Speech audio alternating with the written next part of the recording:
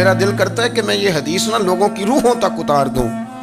حضور فرماتے ہیں میں نے جس کے سامنے دین پیش کیا اس نے دلیل مانگی، وہ بھی کوئی اپنا ہے جو اپنوں سے دلیلیں مانگے، وضاحتیں مانگے، یہ کیسے تھا تو وہ کیسے تھا تو یہ چیز کدھر سے آئی تو وہ کدھر گئی۔ آپ اپنوں سے دلیلیں مانگ رہے ہیں، آپ اپنوں کو کٹہروں میں کھڑا کیا ہے۔ حضور یہ نہیں فرماتے کہ دلیل تھی کوئی نہیں، فرمایا جس نے مانگی میں نے دی دلیل، اور لوگ دلیل دیکھ کے مسلمان ہوئے۔ حضور فرماتے ہیں لوگوں سنو یہ میرا ابو بکر ہے، میں نے اسے کہا کلمہ پڑھ لے، اس نے دلیل ہی کوئی نہیں مانگی، فوراً ہی کلمہ پڑھ کے مسلمان۔ یہ اعزاز ہے۔ یہاں تو تھک گئے لوگ اپنوں کو دلیلیں دیتے، وہ جی ویسے کیسے تھا تو ایک بندہ یہ کہہ رہا تھا تو دوسرا، کہنے دے جو دنیا کہتی ہے، تو اپنی بات کر، تو بتا تو کیا کہتا ہے، اپنی رائے بیان کر، تیرا نظریہ کیا ہے، تیرا ذوق کیا، تو چھوڑ لوگ کیا کہتے ہیں، اپنی بات کر۔ اگر ابو بکر صدیق لوگوں کے کہنوں پہ چلتے تو مکہ تو سارا کچھ اور کہہ رہا تھا، اس وقت تو کچھ تھا ہی نہیں جو کہتا کہ نہیں تو ٹھیک چل رہا ہے، دنیا ساری کچھ اور کہہ رہی تھی، لیکن صدیق اکبر کہہ رہے تھے نہیں نہیں، سچ وہ ہے جو مدینے والے رسول فرماتے ہیں، سچ وہ ہے جو میرے آقا نے فرمایا ہے۔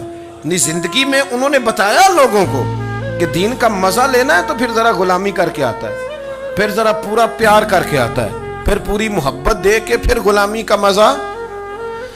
حضرت اسماء بنت ابی بکر صدیق فرماتی ہیں کہ نبی پاک صلی اللہ تعالی علیہ وسلم نا حرم شریف میں داخل ہوئے، ایام مکہ میں، مکے کے دن تھے، حضور حرم مکہ میں داخل ہوئے، کافروں نے، ابو جہل نے پہلے سے سازش کی ہوئی تھی۔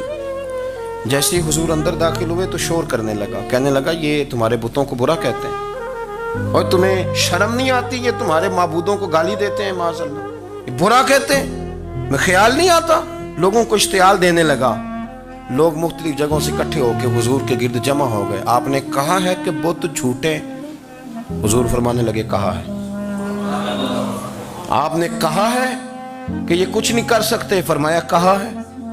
آپ نے کہا ہے یہ کوئی نفع نقصان نہیں دیتے، حضور فرمانے لگے کہا ہے۔ رسول کائنات صلی اللہ علیہ وسلم سے جو سوال پوچھا حضور نے بیان کیا، چاروں جانب سے وہ نبی کریم پر ٹوٹ پڑے، معاذ اللہ، مارنے لگے۔ حضرت صدیق اکبر گھر میں بیٹھے کھانا کھا رہے تھے، کسی نے کہا ابو بکر وہ تو حرم میں حضور کو مار رہے ہیں، نہ سر پہ ٹوپی نہ پیروں میں جوتا۔ ابو بکر دوڑے، سر پٹ دوڑے، بھاگے۔ حضور زمین پہ لیٹے ہوئے تھے، وہ تکلیف دے رہے تھے۔ حضرت صدیق اکبر نے 2 کو پکڑ کے ادھر پھینکا، 4 کو ادھر پھینکا، 5 کو ادھر پھینکا، ایک جملہ بار بار زبان سے کہتے، ظالمو انہیں مارتے ہو جو تمہاری نجات کا سامان لے کے آئے، انہیں تکلیف دیتے ہو جو کہتے ہیں اللہ میرا رب ہے، انہیں مارتے ہو، شرم نہیں آتی۔ اب انہوں نے حضور کو چھوڑ کے تو جناب صدیق اکبر کو مارنا شروع کیا۔ حضرت صدیق اکبر، عقبہ بن ابی معیط، عتبہ اتیبہ، ان کے ہاتھوں میں جوتے تھے۔ آج کل جوتے وہ نہیں ہوتے جو زمانے میں تھے، جوتا ہوتا تھا لکڑی کا، کھڑاؤں کہتے تھے، وہ جوتے پکڑ لیے اور جناب صدیق اکبر کے سر پہ مارنے شروع کیے۔ سر پہ جوتے لگ رہے ہیں، لگتے جا رہے ہیں، خون بہتا جا رہا ہے۔ حضرت صدیق اکبر نے بازو کھولے ہوئے، بے ہوش ہو کے گرے۔ حضرت اسماء کہتی ہیں میرے والد کو لوگ گھر لائے تو سر بھی سارا لہو سے بھرا ہوا تھا، چہرہ بھی سارا لہو سے بھرا ہوا تھا۔ عشق تے اگ دوویں ایک برابر، عشق تے اگ دوویں، عشق تے اگ دوویں ایک برابر، پر عشق دا سیک ودھیرا، اگ تے ساڑے ککھ تے کانے، عشق ساڑے تن میرا، اگ دا دارو می تے پانی، کوئی دسے ہاں پلا عشق دا دارو کیڑا، سجنا اتھے کچھ نہیں ہو بچتا جتھے عشق ہوراں دا ڈیرا۔ حضرت صدیق اکبر کو گھر لائے تو لہو لہان ہے سارا وجود، خون بہ رہا۔ جناب اسماء کہتی ہے میں نے سر پہ ہاتھ رکھا، دیکھوں کہاں کہاں میرے والد کو، میں رو رہی ہوں، میں نے سر پہ ہاتھ رکھا تو کہتی ہیں بال بھی میرے ہاتھ میں آ گئے اور سر سے چمڑی بھی اتر کے میرے ہاتھ میں آ گئی، گوشت بھی سر سے اترنے لگا، سارا سر ان کا مار مار کے انہوں نے نازک بنا دیا، نرم کر دیا۔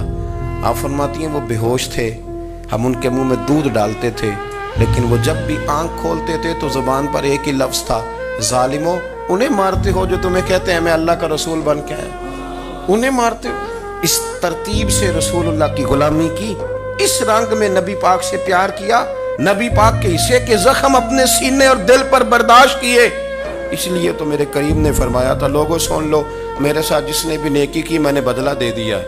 میں نے ابو بکر کو نہیں دیا.